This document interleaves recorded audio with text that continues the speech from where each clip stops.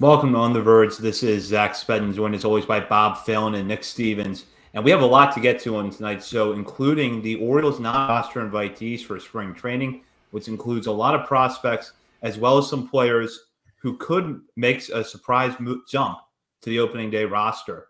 We'll also get into new prospects lists from ESPN and Fangraphs, and Bob will give us a recap later on of his experience at an Orioles Caravan event last week. But first, as we do at the top of each episode, we want to welcome a new member to our Patreon community, and I'll turn that over to Bob. Yeah, I'm loving this trend of AAA members hopping right in and paying for a year up front. No, it's very appreciated. Doug Watson is the latest to do so. Welcome aboard. Really appreciate it. Well, thank you, Doug, for joining our Patreon community. Just as a reminder, you can sign up for Patreon for as little as $3 a month and have access to a WhatsApp chat with other Orioles fans, as well as exclusive content, which is available at higher tier levels, including our top 50 prospects list, which we are rolling out daily. We're actually coming up on the top 10 this week. So if you follow us on social media, you might get a little bit of tease of what's going on, but for the full list, you'll want to sign up for Patreon. We'll get in now to the non-roster invitees for spring training, which were announced by the Orioles last week.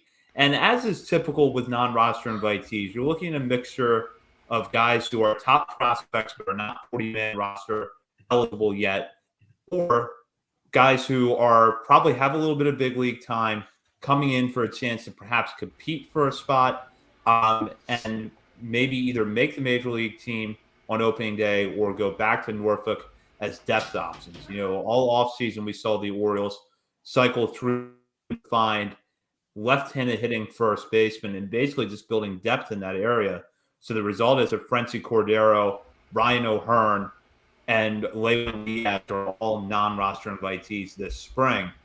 All told, there are 30 players invited by the Orioles to camp, including 11 pitchers, 10 infielders, 4 catchers, and 5 outfielders. I think the big storyline for us, though, at the start is some of the big-name prospects that receive invitations to spring training, including guys who should be in AAA to start the year, like Connor Norby and Jordan Westberg, as well as Kobe Mayo and Heston Kjerstad, who should be in Louis' lineup. Also an interesting mix of pitchers with guys like Chris Valmont, Ryan Watson, and Cade Povich, who we're going to be talking about a lot tonight. So, Nick, I'll start with you here. What's kind of the big storyline you can maybe see out of this group of non-roster invitees? I think just broadly looking at this list, it's really cool to see so many of the top prospects here joining big league camp. I think some are going to be up for a lot longer than others. Obviously, Jordan Westberg is hopefully going to stick around for a while. Colton Cowser, both these guys, Connor Norby, everyone who spent time at AAA, hopefully gets a good long look at big league camp before they get reassigned to minor league camp. But like I said, you've also got a lot of guys who, like a couple of these, like Jackson Holiday is up here on major league camp. I think you're setting up for what could be a pretty aggressive season of promotions for him, maybe following that same path, starting Aberdeen.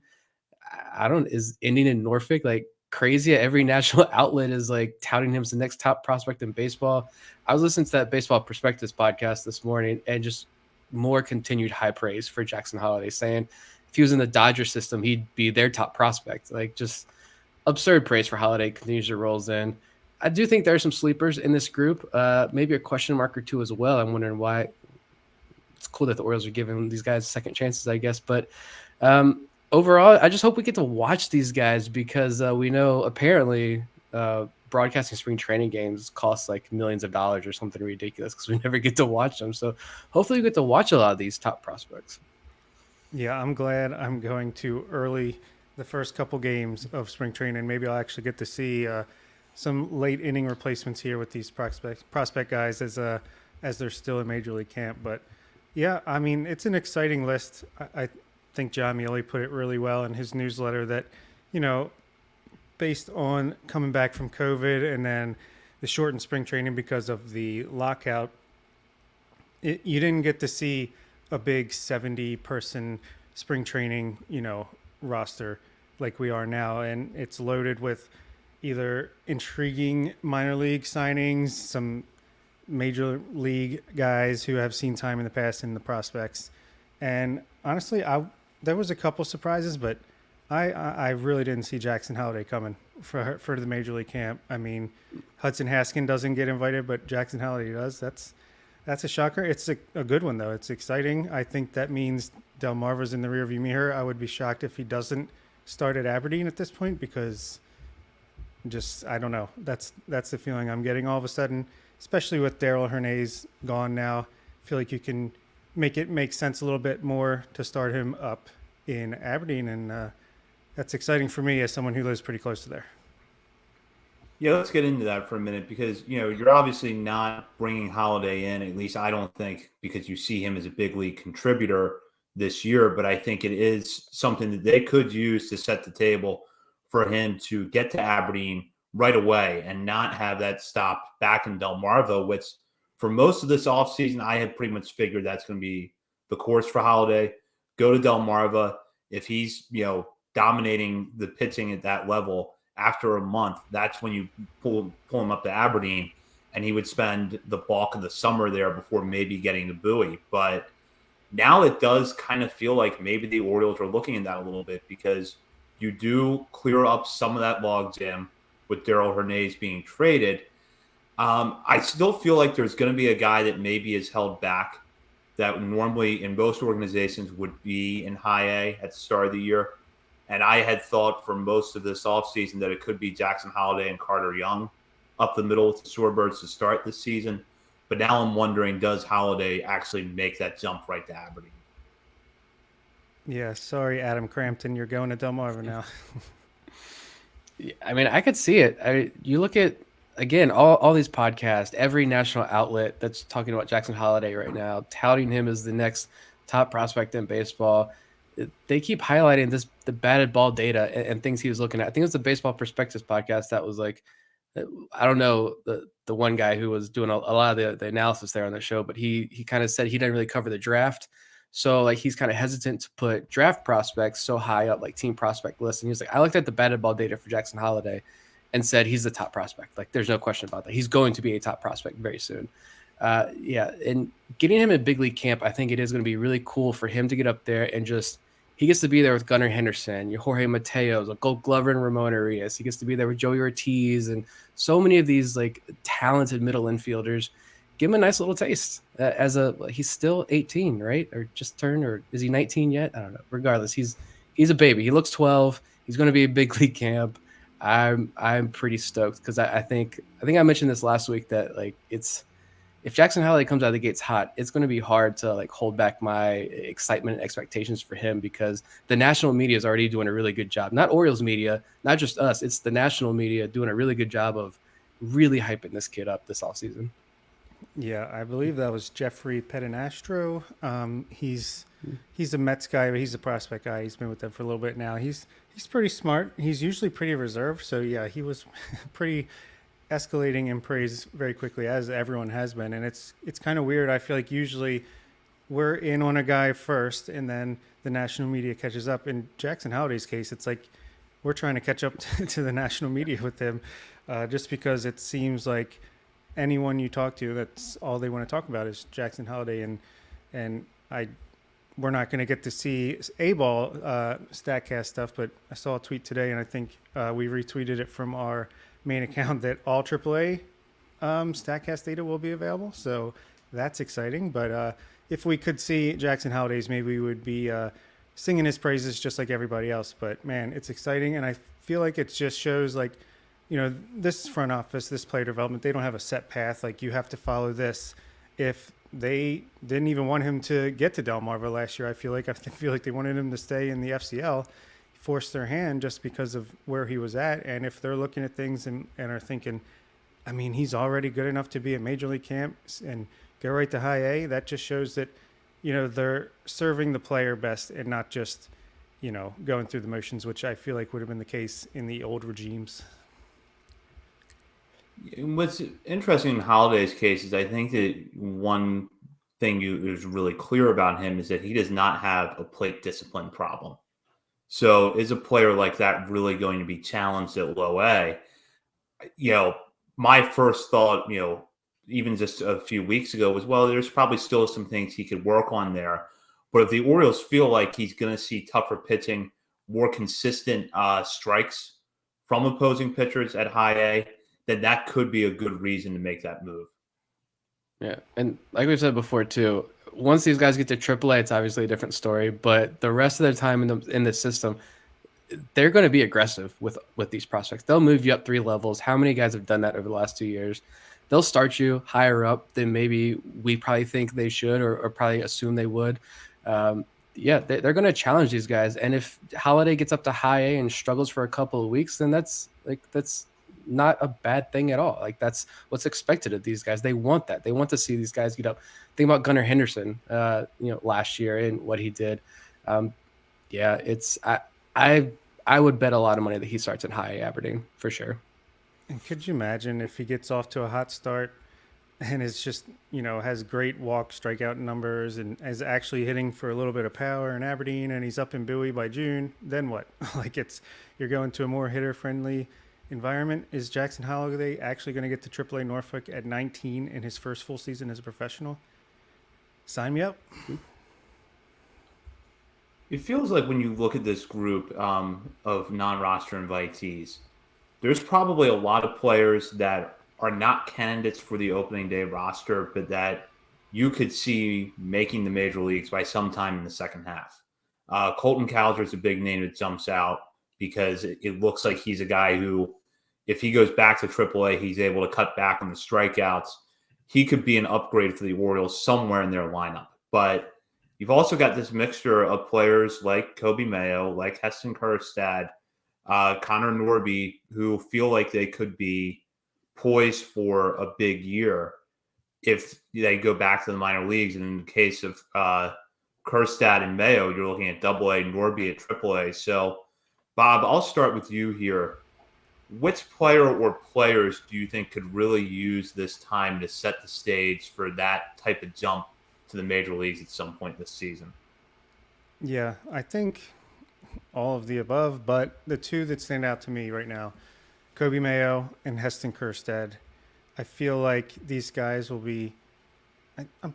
We know Kobe Mayo is at least going to start in AA Bowie. We're assuming Heston Kjerstad is going to start in AA Bowie after the Arizona Fall League that he had. But I feel like and I saw some video of Kjerstad hitting today, hitting bombs in that little top prospect camp they have going on.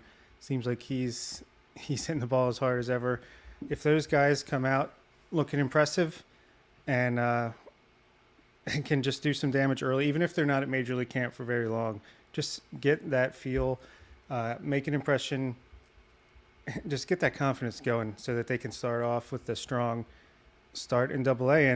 And like we saw with Gunnar last year, they could be making their Major League debuts by September, late August, maybe. I don't know. I mean, it's possible. We heard Mike Elias, and we'll get to this more later, talk about how moving guys around, not because they can't play the position that they've been playing, but because, hey, we want to line these guys up to make a contribution as soon as possible at the Major League level, get their bats in the lineup. So, yeah, for me, it's Mayo and Kjerstad. Impressive starts. Kick things off 2023 could be the years of the 2020 draftees. Yeah, I think looking at the hitters, I feel like we're just been focused on the hitters for right now. It gives a good opportunity to segue into Povich later on. But as far as the hitters are concerned, yeah, Cowser and Norby, like, they're not going to start on the Major League roster, that's for sure. But this is a really good opportunity for them just to be sponges in big league camp. Norby, when he was on with us, talked about that relationship with Terran Vavra and how much he's learned. And now he's going to be up there with, back with Joey Ortiz again, but with, Jorge Mateo, Ramon Arias, Adam Frazier, a proven veteran who's been doing this for a long time, play second base. Norby's going to be able to learn a lot. Colton Cowser is going to get up there with Santander. And I feel like we're going to talk a lot more about Colton Cowser later on. I got some things. But Cowser's going to get up there and get to learn with Santander, Cedric Mullins, when Mullins is there, when he's not at the World Baseball Classic. These guys have got some proven veterans that they're going to get that taste from, just learn and absorb, I hope. And hopefully they are in the Major League lineup by the end of the year. Mayo, I think, could set himself up for his true breakout year this year. We really haven't seen, he's not a sleeper by any means, but he hasn't really had like that breakout year. And a lot of it's due to some injuries and everything. But Like, I would not be surprised. First of all, we're going to see him moved around. Also, like he might play some first base in spring. That's not an indictment on his defense at third base. I don't know if we'd see him in the outfield in games. I don't know if you take a top prospect like that and throw him out there in the outfield in spring games. Maybe we see that more in Bowie when he gets down there, back to Bowie. But you're going to see a lot of Kobe Mayo, I think, early on, especially late in games.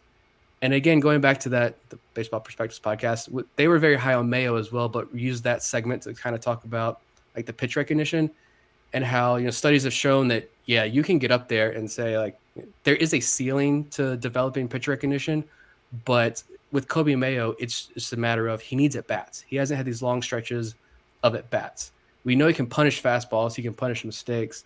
So like that could be something that like I'm going to watch for, I think, because that's something that a couple people have pointed out. If Kobe Mayo's in big league camp and he's hitting breaking balls and off-speed pitches and looks like he's playing well, like watch out for 2023. This is definitely going to be his year. And if he's not, well, that gives you something like to look at and watch him develop this year. And now he's going to go back to minor league camp knowing exactly what he needs to do. I think this spring could be huge for setting Mayo up for that breakout season, which it's coming. It's coming soon. Yeah, I mean, that's a great point because that's what we saw from Gunnar immediately at the start of his breakout year. We know that walk and strikeout percentage is like one of the earliest things to stabilize and be like meaningful in a small sample size. We saw that his strikeout rate was going down and his walk rate was going up. If we see that with Kobe, like you said, I mean, that's going to be a pretty good sign early. I'd also say, like with Norby and Cowser, yeah, they're not going to make the team, but they're going to at least be around the guys that are going to be on the major league team when they do eventually make it up to the majors, hopefully later in 2023. So it'll be good to get some familiarity with the guys that they'll be eventually playing with and competing with. And I feel like Cesar Prieto might be going a little under the radar here. He's in here. If you've seen his Instagram, he's hit the weight room. He's trying to add power to that hitterish frame of his, and however he's doing it, if it works out, could be a surprise. And I guess we'll get to Jordan Westberg and Joey Ortiz, who obviously Ortiz is on the 40-man, not a non-roster invitee, but I feel like those two are actually have a less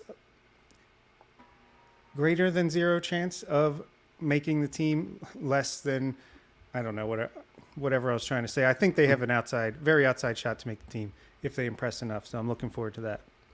Yeah, let's talk about Westberg for a minute, because when you look at his numbers, it seems like he really doesn't have anything left to prove at AAA, at least offensively. It's going to be hard for him to go back to Norfolk and be a better hitter than he was last year. So if he goes back and he looks the same, that still looks like a big league ready bat. Yet he's not Rule 5 eligible until this December. So he's not on the 40-man roster yet, whereas Joey Ortiz is. You still have Ramon Urias and Jorge Mateo around. The Orioles brought in Adam Frazier. They still have Terran Vavra as well. So at this point, do either one of you see a path for Westberg to make the opening day roster? I don't. And I know a lot of people would probably have preferred to see the Orioles just go into camp with the options they already have that you listed minus Frazier, and then throwing Westberg in the mix and maybe giving him a bit of an inside track to make the roster. But like you said, Westberg's not on the 40-man roster. Maybe if things were flipped and he was Rule 5 eligible and on the 40-man back in December and Joey Ortiz wasn't, he had the extra year, it'd be different. And you're also going to have two spots open up when you can put John Means and Seth Johnson on the IL. You're going to have two 40-man spots open up, but you just read off the names: Adam Frazier, Gunnar Henderson, Jorge Mateo, Ramon Urias, Terran Vavra. Like, would they really use one of those spots for another infielder? I don't see it unless there is a trade, and there could be. We were talking before we came on. Like, maybe somebody gets desperate here as camps open up and the season approaches, and maybe it's Mateo, maybe it's Ramon Urias. I mean, it could probably be any of those guys minus Gunnar Henderson. That gets in Adam Frazier since they just signed him, but it could be any of those guys moved. Then maybe Westberg does get that opportunity. Like, I just think just make the most of your opportunity in spring, like wherever they put you, if it's second, third, short, wherever, make the most of it. Do what you do on a nightly basis the last couple of years. Just be consistent. Be consistent at the plate. I think that's maybe the biggest knock on him is he's streaky. He's a very streaky hitter, but like we all know exactly how this is going to play out. He's going to go back to Norfolk. He's going to stay there way longer than he probably needs to be. He's going to continue to show the power. He's going to be less streaky. And just the daily yelling on social media is going to get louder and louder because Jordan Westbrook is still in AAA. And I don't know, Adam Frazier is getting all the at-bats. Taryn Vaver is still sitting on the bench. I think Jordan Westbrook, I was thinking about this earlier today. I think once the season starts, or not too long after the season starts, Jordan Westbrook could probably end up being a topic for a full show. Because I think he does make for a very good, deep, interesting conversation about who he is as a prospect and where he fits in this organization. But I'd love to see what Astros Twitter was looking like when Kyle Tucker had like back-to-back seasons in AAA, putting up OPS over 1,000 and still not making it full-time to the major leagues. Yeah, that's a good point. I had Westberg making the team before they signed Adam Frazier and before they didn't trade either of Urias or Mateo. So with all those factors, yeah, I had to shift him back to AAA to start the season in my projected roster. But, you know, he's an injury away, a trade away from being right there with the chance to do it. Say Ramon Urias goes down with the minor injury or whatever, and there's an extra spot available on the opening day roster. I feel like he could easily take that spot, especially if he's playing well in camp. But I think he'll be in Major League camp pretty close to the wire. I think they're going to give him a really long run, give him every chance in the world to just show him what he's got. Yeah, I agree with both of you. I think that right now, if I had to predict it, I would have Westberg back in Norfolk at the start of the year. And I think that if a 40-man roster spot goes to an infielder, which I don't really think is necessary, but if it does, I expect it's going to be one of the first basemen because they spent the entire offseason trying to build depth in that area. And you feel like someone out of O'Hearn, Cordero, or Diaz has to make the opening day roster because otherwise, why are they all three in camp? But with Westbrook, the only argument that you can make that I would find plausible from a pure development standpoint is he has to be able to play left field to get at bats in the major leagues this year, and you can't expose him in the major leagues. That would be the only argument for me that from a development standpoint where I would accept that Westbrook needs to go back to AAA and get better at something or develop something, because otherwise I think what you see is what you get. He's going to be capable at three infield spots. He's going to give you a little bit of power. He'll run hot and cold at the plate. The strikeout rate might be a little bit higher than what you would like, but he'll give you a good walk rate and he can run. So a lot of things there to like.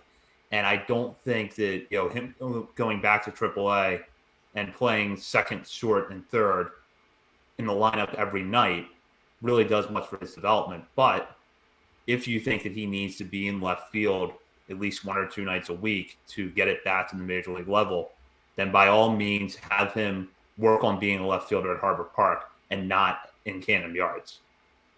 Yeah, there's also to it, and we're going to dive into Eric Longenhagen's list from Fangraphs as well, but I know he's been this guy who is, for a couple of months now, kind of been targeting Jordan Westberg a little bit and saying with these new shift rules, shift limitations, that someone like Westberg is going to be really hurt by this. And I think he's already like pegging Jordan Westberg down the ladder a little bit for his defensive limitations.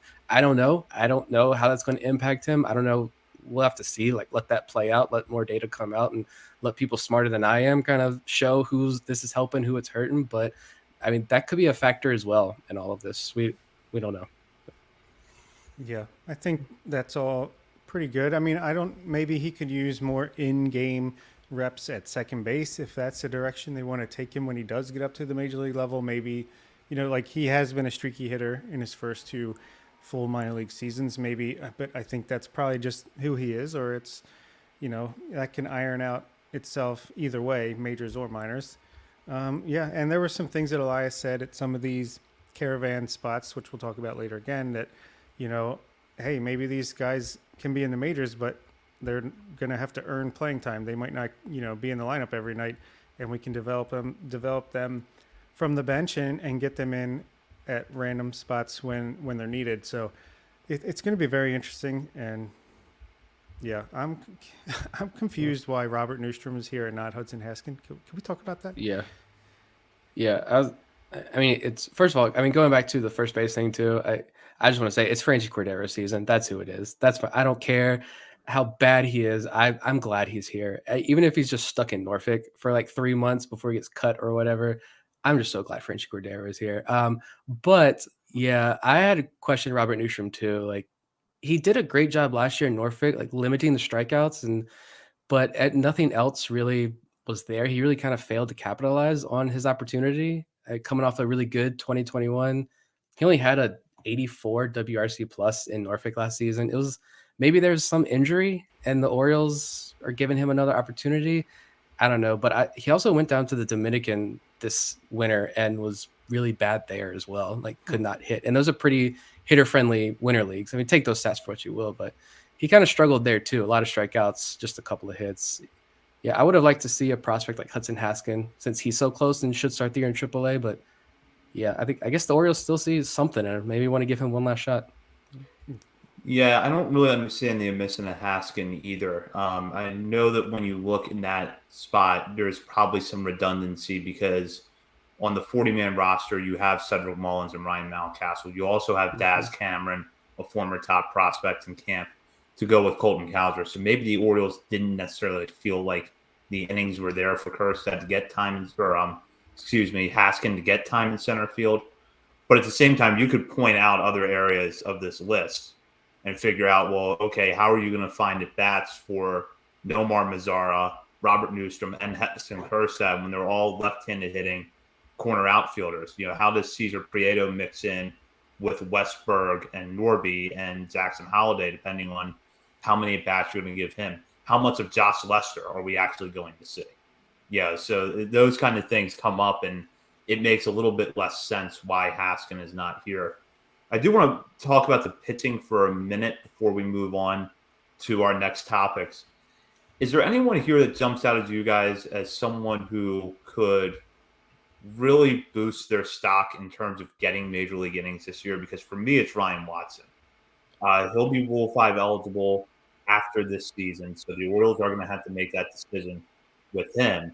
And he looked decent in AAA when he got time there at the end of last year. And if nothing else, this is a guy who I think could settle into some sort of multi-relief inning role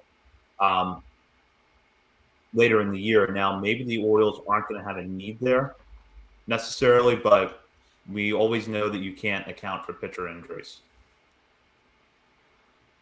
I think for me, like excluding Cade Povich for this part of the conversation, because we're going to dive into Cade Povich. But yeah, Watson, this is a good opportunity for him. Reigning minor league pitcher of the year in this organization is good. It's really cool to see Chris Vallimont there. I know the three of us like the stuff. If it doesn't work out, it doesn't work out. If it does, though, what a story. And being able to identify him in those disastrous numbers with Minnesota and being able to turn things around, he's going to get another opportunity there. We'll see. Like these guys with major league experience, Edward Bizardo, Kyle Dowdy, Reed Garrett. I mean, maybe they're better quality depth, if anything, than like some of the guys we've had in the past. But yeah, I want to see some of the guys we've had already. Like, it's cool to see Cade Stroud there. John Muley nailed that. Like, give him all the credit in the world right there for calling out Cade Stroud and his 99-mile-an-hour fastball, sweepy slider, curveball, changeup, profiling him as a quote true major league weapon. It's very clear that the Orioles are going to be aggressive with him if he can hold up.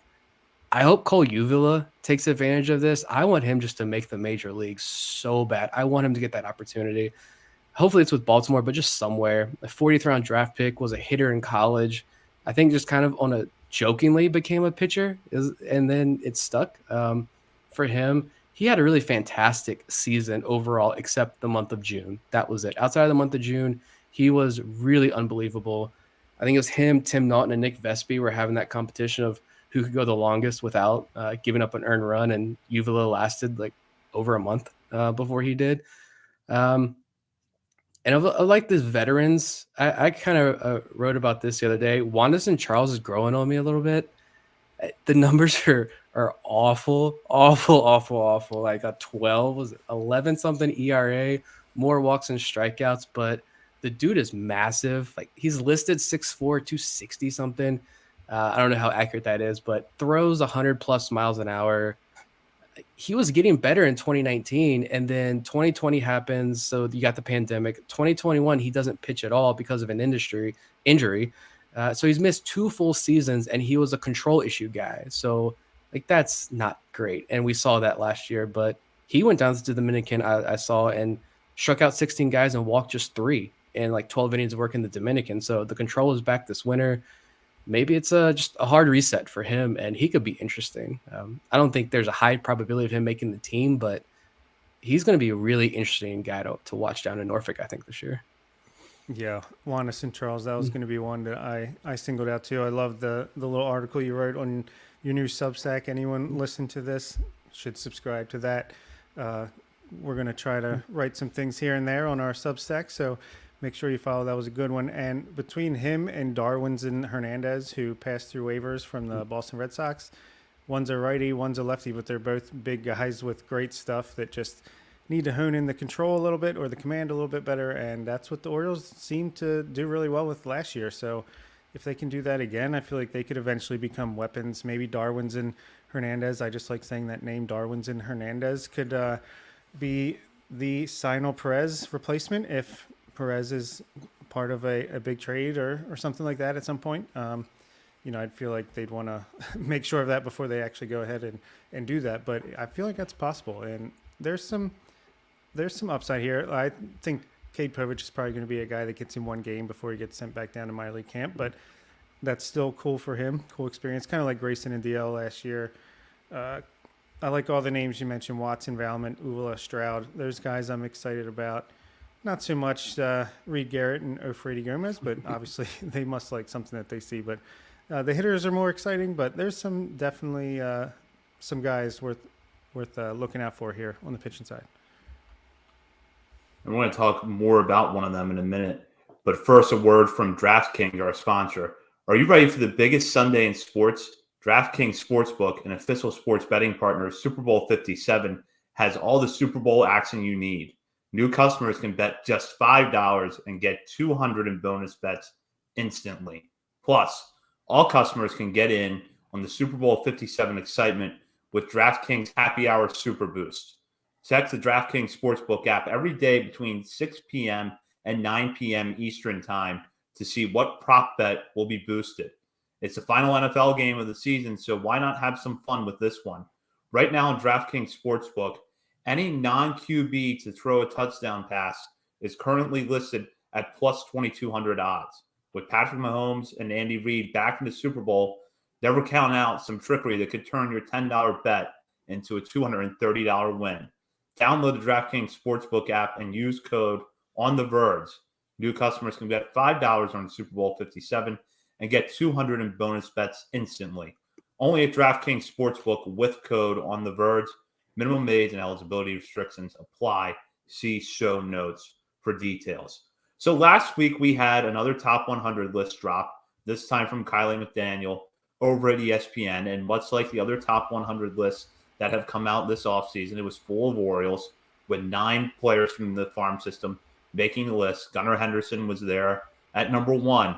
But it got a little bit interesting in the middle of the list because at number 54 is left-handed pitcher Cade Povich. Now, you know from listening to this show that we are all 3 pretty high on Povich. And a lot of national writers started kind of noticing Povich at the beginning of last year with Minnesota before the Jorge Lopez trade over the summer. So Povich is not an unknown commodity, but this was the first major top 100 list to include Povich, and it did so at a pretty high spot at number 54. And McDaniel notes Povich's type as, quote, a lefty with above average stuff and above average command. He also talks about the velo spike that he saw after he signed out of the draft in 2021, going from running typically 88 to 92 miles per hour with his fastball at the University of Nebraska to 92 to 94 after entering the Twins system. He sustained that velocity increase last year, ended the year in Double-A Bowie, where he will likely start the 2023 season. So, Nick, I'll start with you on this one.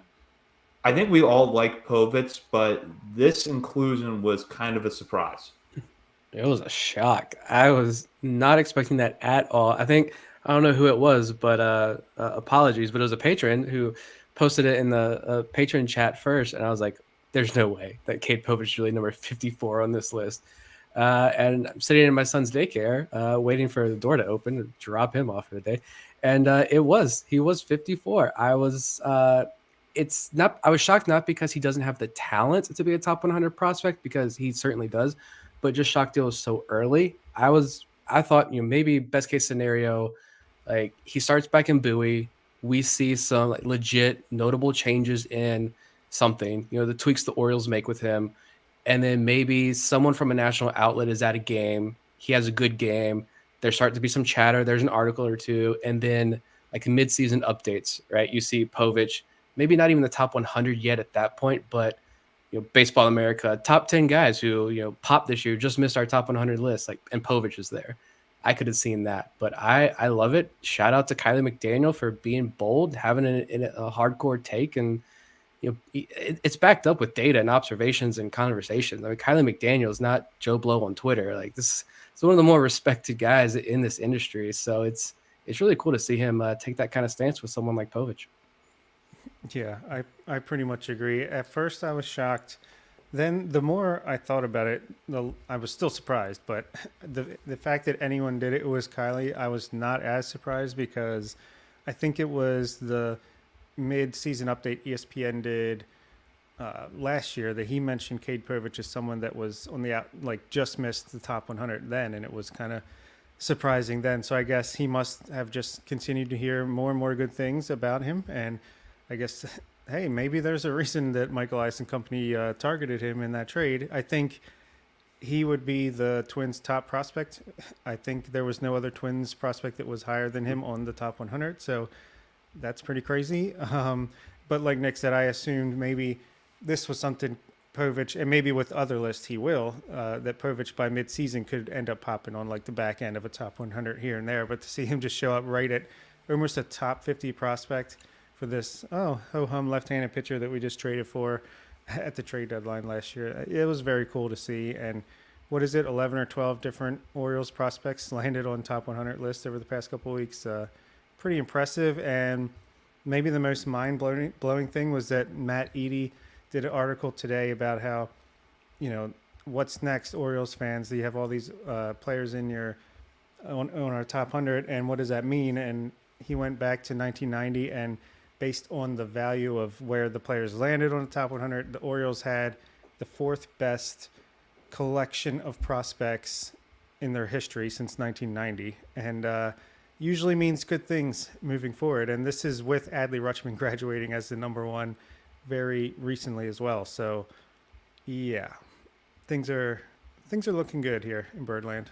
You wouldn't know it by reading Twitter, but that Jorge Lopez trade sucked. Okay.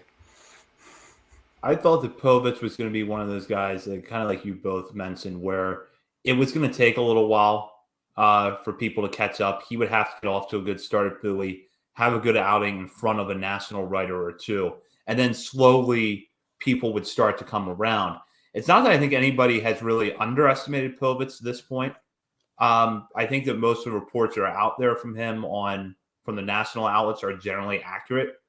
It's just that Kylie McDaniel, I think, is looking at Cade Povich, and he sees a starter. And not only does he see a starter, he sees a guy who has the mix to be a pretty reliable mid-rotation guy who could eat innings for you. And that's not that easy to develop.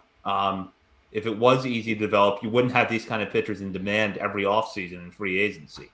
So if the Orioles can do that with Povich, and possibly do it as early as the start of next season, or maybe even late this year, that's going to be a big player development success story with an assist from the Twins. But the Orioles will have been the ones to get Povich into that next gear. I feel like it was even mentioned, maybe it was by Kylie or by someone else, that as soon as the end of 2023, he could be a major league starter. So, man, that would be something else right there. And yeah, I don't know where it's going to fit in, but it could happen, I guess. I mean, he's a lefty, beautiful mechanics. I love watching him pitch. I can't remember exactly where I read this. I don't think it was on the Fangraphs list or where it was, but like he really looks up to Clayton Kershaw and he tries to model his curveball after Clayton Kershaw's curveball, which I mean that's a decent pitch, but like I mean he's got 4 above average pitches, and I'd say I would have said this 6 months ago that he's got the highest ceiling in this organization from the pitching side of things, not named Grayson Rodriguez or DL Hall. Like if you want to say Seth Johnson, I'd buy that. If you wanted to say Carter Baumler when he was healthy, I'd probably buy that as well. But you know, he's got that's a whole nother topic. But I'd say Kate Povich probably has the highest ceiling outside of Grayson Rodriguez and DL Hall. And like you look at some of the numbers with the Twins, he had a 32% strikeout rate and a sub 8% walk rate. Good ground ball numbers, increased velo. Like he was having a really good year with Minnesota, dominated in Aberdeen, gets moved up to Bowie, and I think people just do his ERA. I don't care about his ERA and Bowie. Like he got traded, 3/4 of the way, probably a little bit more through the season, and the Orioles said just keep doing you. Like we've mentioned that a couple of times already. That the Orioles didn't really change the mechanics or anything yet. So he's had this full off season where he's been able to have those conversations with, I'm sure, like some of the pitching coaches down in the minor leagues and analysts, your Mitch Plasmeyers, maybe Chris Holt gets involved. I don't know how much he gets involved with the prospects, but he's got a lot of these interactions, I'm sure, with the Orioles analysts and player development. They've got a full-fledged plan in place for him. Now he can start fresh in 2023 with Bowie, work his way up from there. And really, he just hasn't pitched much at all recently. He only had 1 season of college ball because of the pandemic. Gets traded midseason last year. So I think, going to Bowie and pitching every 5-6 days is going to be really good for him. And I think I have Eric Longenhagen's report here on him. He's like just as glowing, talking about he's touching 96 with possibly more velo in that tank.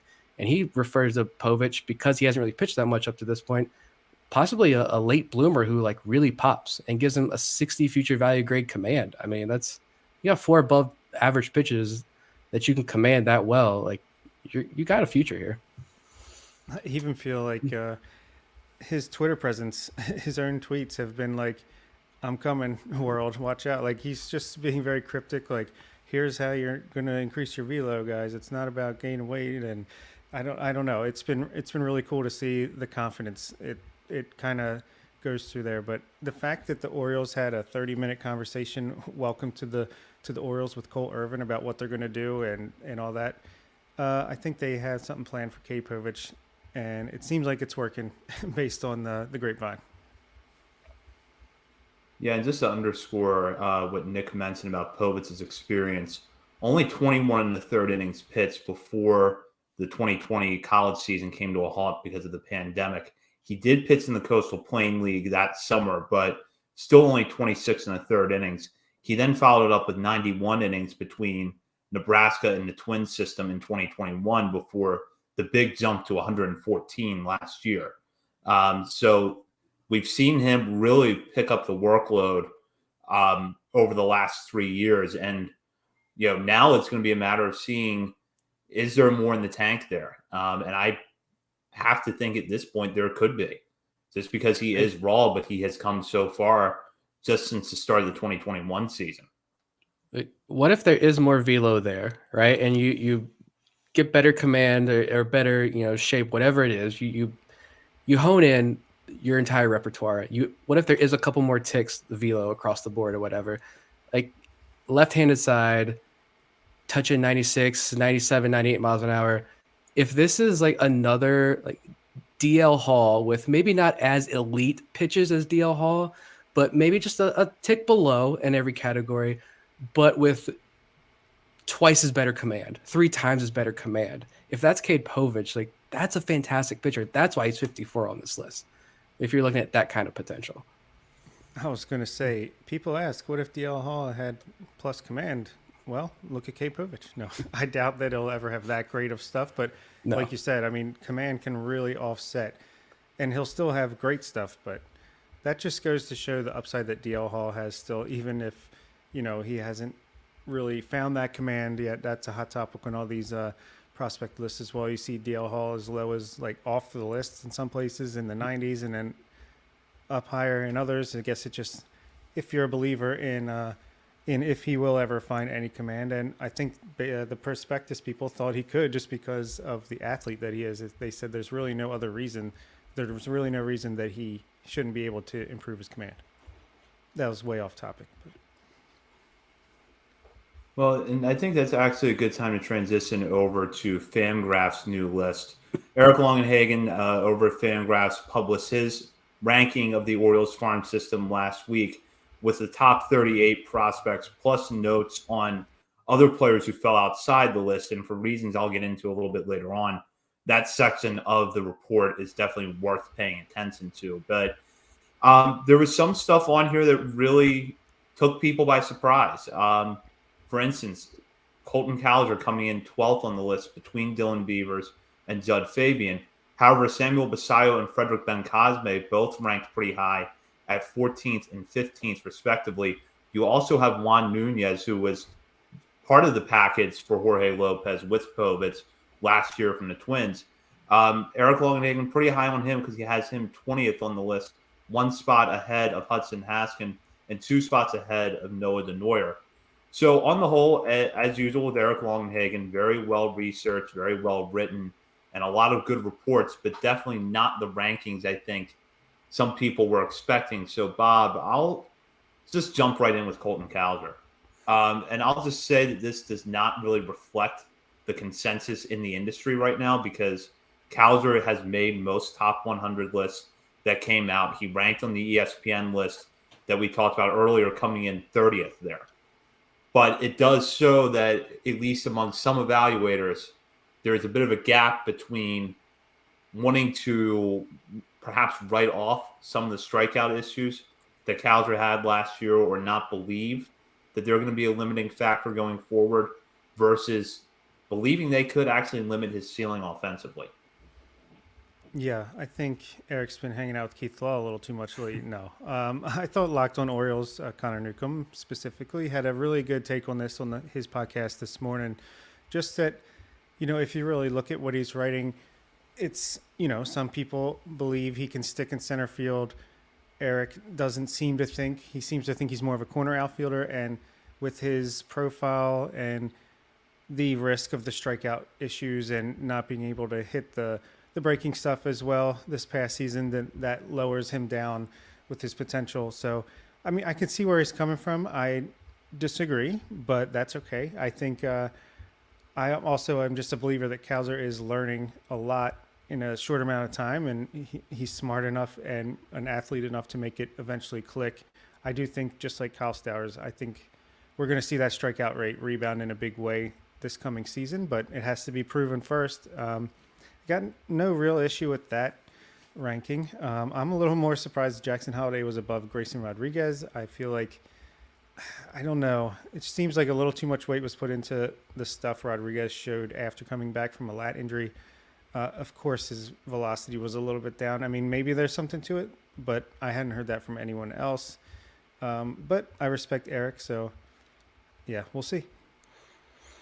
Yeah, that was my biggest issue with that was, the heavy reliance on post-injury data there with Grayson Rodriguez, which, I mean, he's not getting called up last year, so he's not going 100% when he returned from that injury. So, yeah, the stuff's not going to play up as well. But with Colton Cowser, I don't have an issue with him being 12th either, just because Colton Cowser, and we've mentioned this since he was drafted, is the ceiling incredibly high?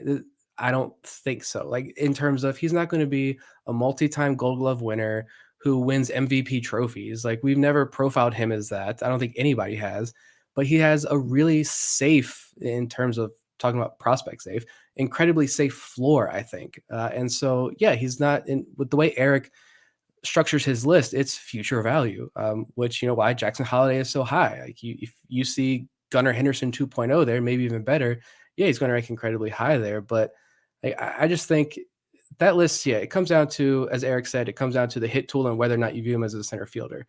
But nothing in his write-up or anything Keith Law said about Colton Cowser, my thing with all this is nothing they said is new. Like, we knew all of those struggles they pointed out. We knew it when he was in Aberdeen, yet he still finished his first full pro season in AAA. You look at the final numbers, he had 57 total extra base hits last year across 3 levels, a 406 on base percentage. The man put up a WRC plus in Bowie of 184. That's 84% above league average. And that's not because Bowie's a hitter's park. That's because he's good and just completely dominated that level. And I think when he got promoted to AAA, yeah, the numbers in Norfolk were not great, but so what? It was his first full year of pro ball. He was learning, like Bob said, a lot, not just on the field, off the field as well. He had to learn a lot to get his body right. He still finished that first full year in AAA, gets up and has a 20-something game sample size in AAA. And I was looked at the game logs, actually, and entering September 10th, which was about halfway, a little less than halfway through his tenure in Norfolk, he was hitting 079 with a 225 on base percentage.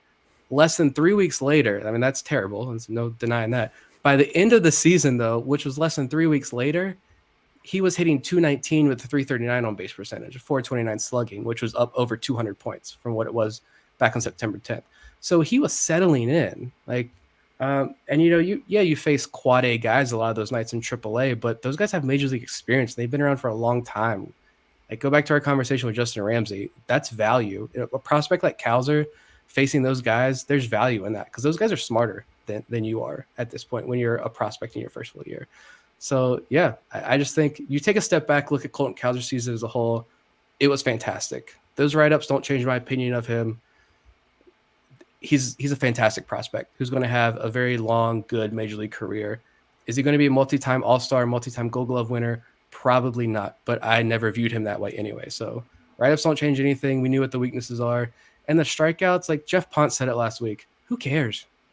Like, you got on base at a 406 clip. Who cares that you strike out a little bit above league average? Stop. Give it up already. It's strikeouts. It's annoying. I'm glad you pointed out that Eric goes completely off of future value because, a lot of these are weighing ceiling and floors, and he's just going off strictly future value. So that changes the whole complexion of what he's doing. Yeah, and that's why, and I will give Eric this. He's consistent, and he's been high on Joey Ortiz for a while, and he's 6th on this list. He likes Ortiz's future value at a 50, which probably checks out when we think about how good Ortiz could be defensively. And then on top of that, he's a guy who draws a lot of walks, doesn't strike out, and now is showing potential for maybe low double digits home run power every season. I agree with you, Nick. None of the write-ups, positive or negative, that have come out about Cowser this offseason have changed my mind. And the other thing, too, is that Cowser is one of those prospects that I'm reluctant to doubt. Because let's think about his his arc over the last 2 years. He's a small conference bat at Sam Houston. That doesn't mean anything. If he had gone up against SEC or ACC pitching, he might not have been that good. He gets drafted by the Orioles. They were just going under slot. He can't hit for power. And then sure enough, he goes out last year and he hits for power and he ends the season in AAA. So I'm kind of inclined to not bet against Colton Cowser until he gives me a really strong reason to, and he hasn't done that yet. Nope, not at all. I mean, he's, like I said, incredibly safe floor with Colton Cowser. And I think, I like that your note too there of the strikeouts, or if you want to fixate on that, they could be improved next year. Like, look at Kyle Stowers' 2021 numbers and before that numbers, and then look at his 2022 numbers in AAA. I mean, just a fantastic improvement. So the Orioles can correct that. If they think that's an issue, they can correct that. But again, he got on base nearly 41% of the time last year. Like, that's fine. But yeah, like, kind of elsewhere, looking at that top though, and some other guys y'all mentioned in Eric's write-ups, I love how aggressive he is. And it's consistent, like you guys mentioned too, on Kobe Mayo, Kate Povich, Joey Ortiz, all in the top 8. I love the Kobe Mayo write-up because he says, he might be more suited for right field, but he smokes the baseball and has no underlying swing and miss issues, and could have a 70 raw grade arm in the outfield and become a star out there. So yeah, if Kobe Mayo has to move to the outfield, he can play third base very well. He's got a cannon for an arm, but if he moves out to the outfield, becomes an all-star right fielder, is anybody going to complain? No, I don't think he would either. And with Joey Ortiz, there's an interesting note there. Ortiz had an 89% Z contact rate, which is contact on pitches inside the strike zone. He would have ranked in the top 10 among major league shortstops.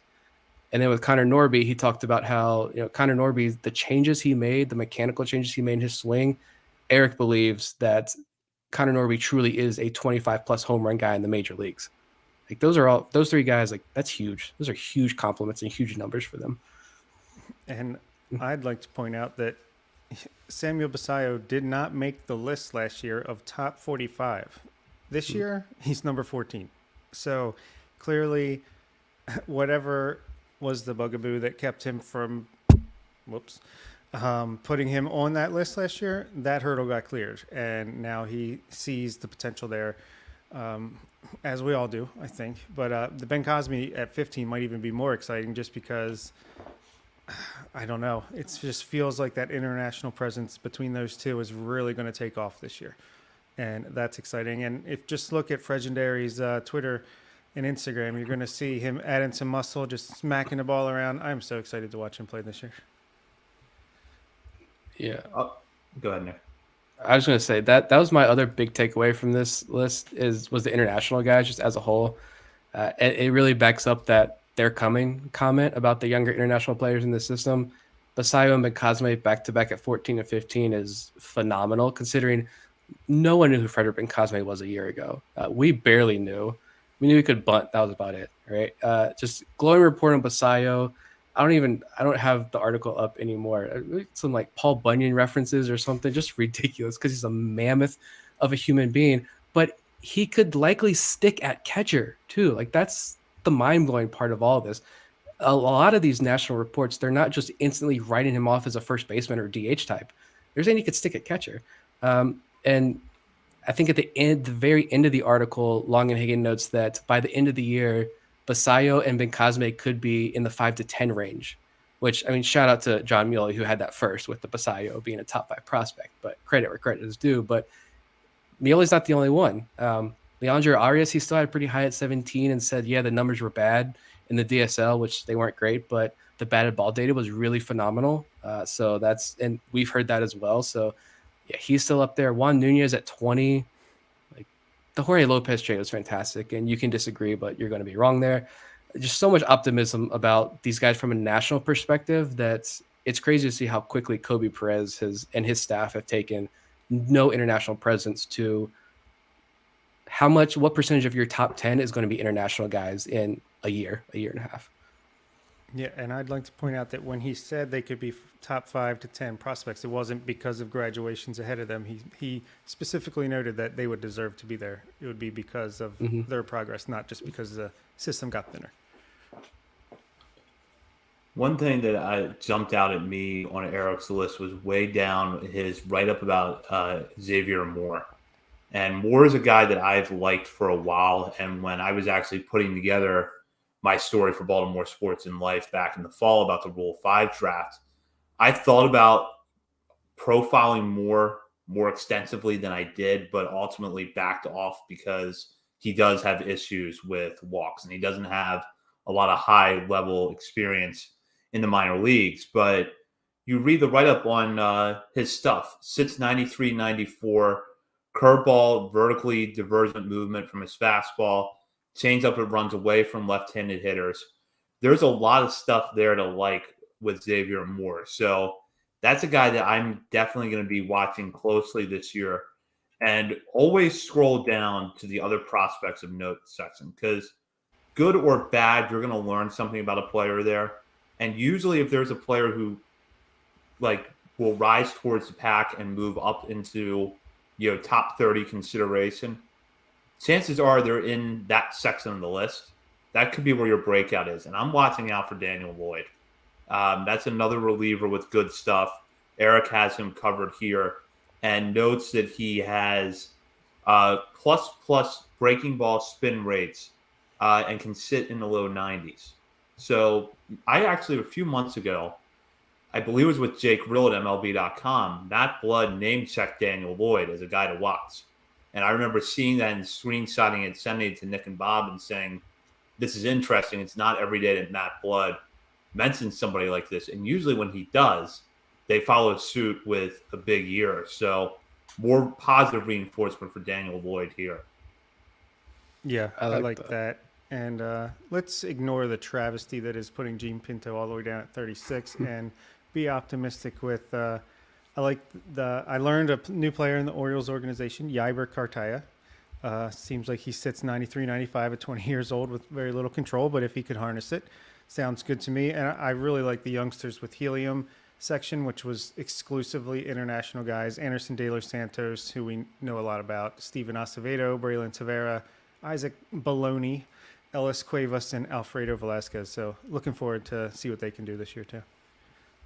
Yeah, that's an interesting section because I feel like Steven Acevedo should be like 29, 30 years old at this point. I don't really know. I feel like he had a lot of opportunity in Delmarva last year and couldn't take advantage of it. They kept sending him back to Sarasota. But it's interesting that he's so low on Braylon Tavera again. Tavera didn't crack the top. I don't forget how many prospects he ranked last year, but Tavera wasn't on that list. He's not on the top 38 this year. He's like, this isn't even alphabetical order, so I don't know how he ranked these or if they're like ranked or anything, but he's the last name on that list in that section. So that's interesting. Xavier Moore is definitely a guy that I want to like. And I know we get a lot of comments on Twitter about Xavier Moore. I don't think we've ever highlighted him like on Twitter or this show, but the man pitched 33 innings last year in Aberdeen and had a 1.36 ERA with 58 strikeouts, just 15 walks, and a 157 average against. So yeah, Silly good. numbers. Yeah, good call there on Moore. Definitely going to pay more attention to him next year. My only other gripe with this, we're talking about those extra names at the bottom, is the section of names who've had a rough go. Yaki Rivera. Remember the name Yaki Rivera. I love him. Sam Jelinek had high praise for him. He did have some ups and downs last year, but I think the man is, I don't want to say a bulldog because he's tiny. He's a tiny bulldog, but I think Yaki Rivera is going to make some noise next year. He's got some Yaki stuff. He can strike those hitters out. Terrible. I'm glad you mentioned that, Nick, because Rivera, you can argue, was actually ahead of schedule last year, getting to Delmarva for as long as he did, 16 games, 35 innings pitched. He didn't turn 19 until July, and before that, over the last 2 years, had just combined 14 innings in the Florida Complex League before making that jump to low A. So, there were definitely some ups and downs, and there were some pretty ugly numbers, an ERA of over 6, but strong strikeout numbers for a guy who, again, pitched much of last year at 18 years old and could go back to Delmarva next year. And I think with more consistency, that's a guy that we're talking about a lot more because he would be a 20-year-old possibly at Aberdeen. I'm just interested to see from a national perspective where these international guys, and Basayo and Ben Cosme are getting that love now, but I just feel like how many of these national guys are still not like fully paying attention to the international side of what's in the Orioles farm system because they say, well, it's only been a couple of years. There's no way they've gotten great talent yet. How much are they really watching, paying attention to those guys yet? And I'm curious to see like how many guys really, really start to pop and what percentage of top 30 lists are going to be made up of these international guys in 2 years. I hope it's a surprising amount, but I think that's something that I'm going to watch for, especially this year, because we're going to see a lot more of those recent draft or signing classes in Delmarva and in the FCL. I'm really anxious to see what they look like this year because I think that could be an overlooked and not talked about section of the system. So we'll wrap up here with a quick recap of the Orioles Caravan events that took place over the last week and into the weekend. I was not able to make it out to one, but followed along on social media with the Orioles post, and it looks like it was a good experience pretty much everywhere that they went. Bob, however, did make it out, not too far from his house. There was an event, and there in your On the Verge shirt, which, first of all, good product placement. Had to do it. Apparently recognized by Mike Elias. Yeah, I got up to the mic, said I was the first person to ask a question. Hey, Mike, it's Bob. I didn't say from On the Verge. He said, hey, I know you. I was like, hey, come back on the show then if you know me so much. So how else? What was kind of insight did you get from the event? Yeah, it was pretty cool. It was more just a fun thing for the fans. There wasn't a ton to sink your teeth into, but it was just cool to be that close to a Q&A. It felt a little fan festy with Brett Hollander there emceeing the event. My question was, how are you going to balance trying to win games at the major league level and be competitive versus bringing all these talented prospects up, giving them the playing time that they'll need to develop at the major league level? And he basically said, look, winning comes first. The rebuild is no longer what we're focusing on. And, winning comes first. That might come at the detriment of the prospects, at least in the short term. But, he said you could see guys stay in AAA longer than you might expect. Again, Kyle Tucker, Astros is what my mind goes to. And he said, you might, even if they come up, they might not get the playing time that, typically you'd want to see to continue their development. They could be part-time players, bench players, role players for the time being. And, and then Brandon Hyde chimed in and said these things have a way of working themselves out, whether through injury, trades, just someone breaking out in a performance that can be not ignored any longer.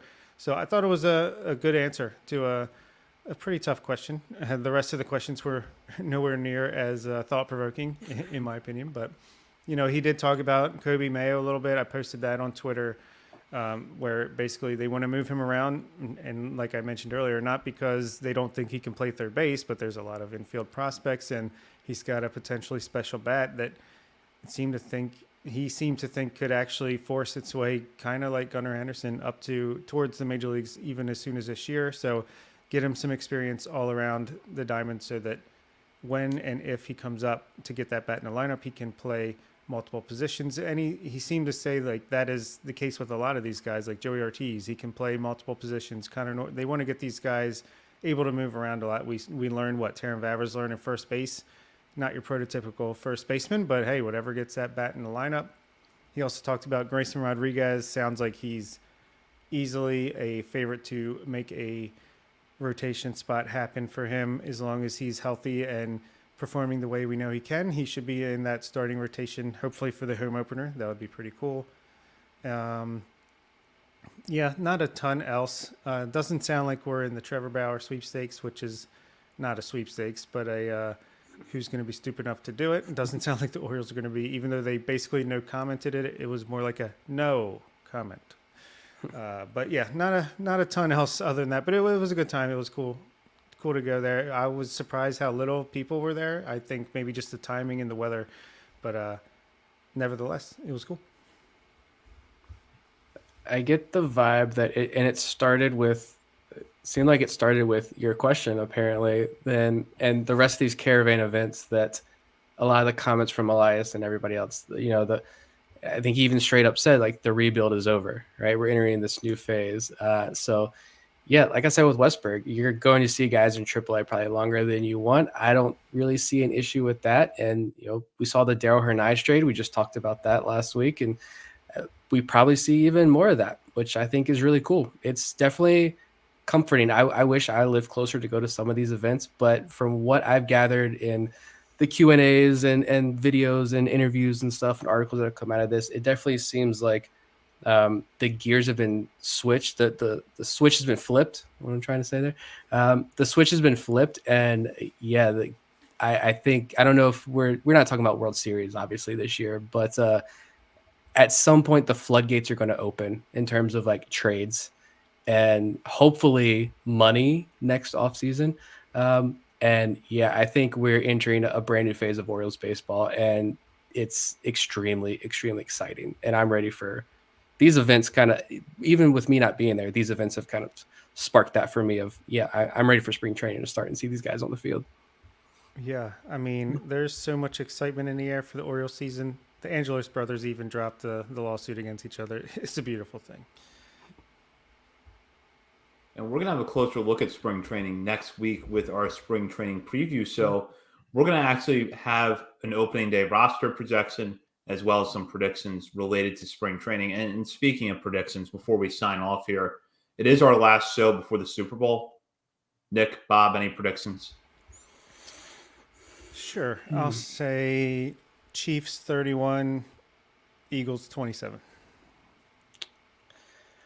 Oh man, I haven't really sat and thought about this too much. I did the DraftKings ad you read, that bet. I put that bet down myself. So if anyone else wants to tail that, when Travis Kelce or Blake Bell throws a touchdown pass, you're welcome and take home a couple $100 that night. As a Cowboys fan, I shouldn't say this, and but I'm going to. I love Jalen Hurts a lot, so I'm going to go Eagles. I think Eagles win 24. It's going to be 24-21. Last second field goal wins it for Philadelphia. I'm taking the Eagles as well, 28-21.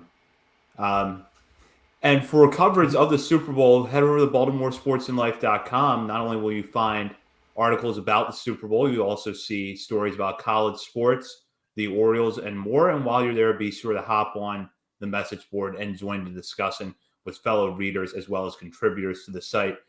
Also, check out our social media at BSL and The Verge for Twitter. We also have Instagram and Facebook pages. And as I mentioned at the top of the show, our Patreon community is wide open, and there's a lot of good content coming out right now relating to our top 50 list. And that is only the beginning, because we will have all sorts of bonuses for our patrons throughout this season. We'll be back next week. For Bob Phelan and Nick Stevens, this is Zach Swed, and you've been listening to On the Verge.